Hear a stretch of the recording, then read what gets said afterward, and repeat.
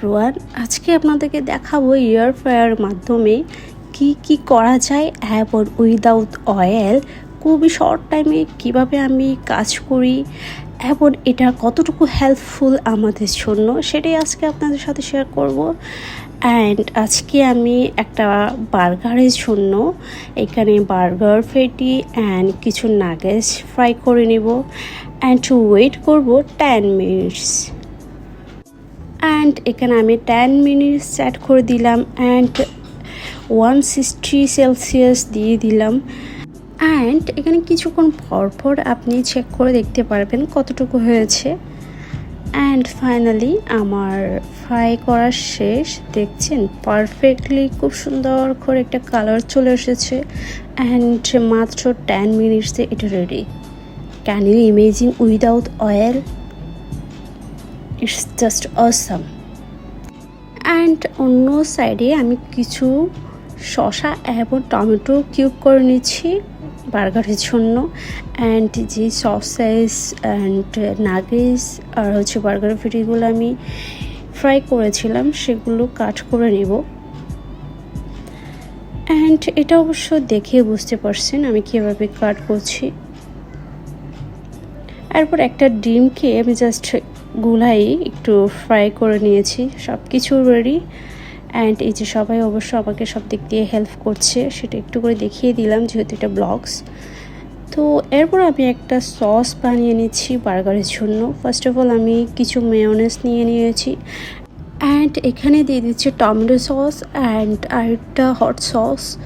তো খুব ভালোভাবে মিক্স করে নিচ্ছি। এটার কম্বিনেশন খুবই জোস, আপনারা ট্রাই করে দেখতে পারেন।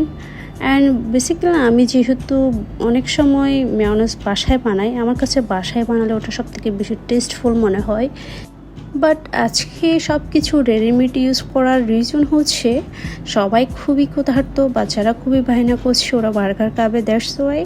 অ্যান্ড আমি এখানে আমার সব কিছু আইটেমস দিয়ে একটা বার্গার বানিয়ে দেখাচ্ছি আপনাদেরকে। এটা দেখিয়ে বুঝতেছেন আমি কি ইউজ করছি, কিভাবে ইউজ করছি। অবশ্য আমার বাসায় সবাই আমার হাতের এই বার্গারটার জাস্ট ফ্যান বলতে পারেন।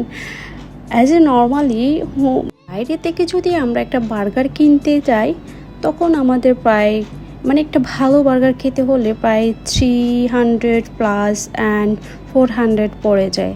অ্যান্ড বাসায় যখন আমরা এটা সব কিছু কম্বিনেশন করে বানাই এটা এত ভালো লাগে আমার কাছে। এটা একটা ইয়ামি হেলদি বার্গার মনে হয়। অ্যান্ড অন্য একটা সাইডে দেখিয়ে দিচ্ছি এয়ার ফ্রায়ারের আরেকটা কাজ। ফার্স্ট অফ অল আমি কিছু মশলা নিয়ে নিলাম। মশলা কম্বিনেশনের জন্য আমি নিয়ে নিচ্ছি কিছু coconut, onion, garlic and ginger with cashew nut and কিছু কিশমিশ একসাথে জাস্ট ব্লেন্ড করে নিব। অ্যান্ড এটার কাজ হচ্ছে আমি জাস্ট চিকেন ফ্রাই করব এয়ার ফ্রায়ারের মাধ্যমে, ওটাই আপনাদেরকে আজকে দেখিয়ে দিব।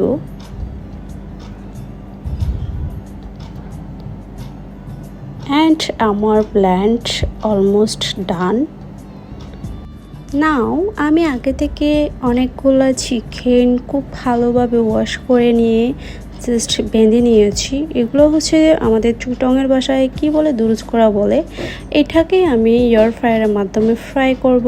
ফার্স্ট অফ অল আমি কিছু মশলা ইউজ করেছি, সেটা হচ্ছে একটু হলুদ গুঁড়ো অ্যান্ড ধনিয়া গুঁড়ো, জিরা গুঁড়ো দিয়েছি অ্যান্ড ব্লেন্ড করা মশলাটা দিয়ে দিলাম অ্যান্ড কিছু সল্ট দিয়ে দিলাম টেস্টের জন্য। অ্যান্ড এটা আমি খুব ভালোভাবে মাখিয়ে নিব। মাখানোর পর প্রায় 1 আওয়ার্সের জন্য আমি এটা ম্যারিনেশনের জন্য রেখে দিব।